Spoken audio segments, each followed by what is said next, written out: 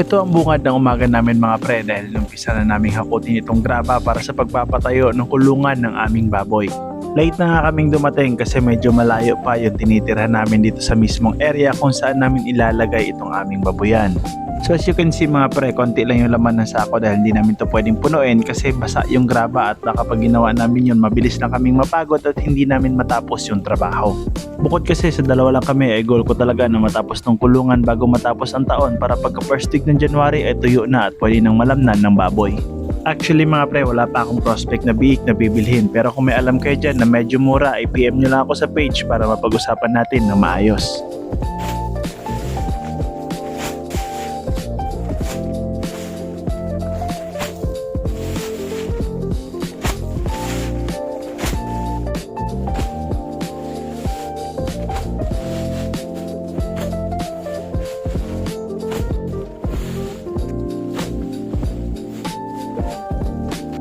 Hindi nga ako nagkamali mga pre dahil hindi namin natapos yung trabaho at nag-decide na muna kaming umuwi para kumain. At hanggang dito na lang muna tayo mga pre at kung umabot ka sa dulo ng video to, don't forget to like and follow at mag-comment ka na rin kung taga saan ka para malaman ko kung saan umabot ang video ko. Maraming salamat!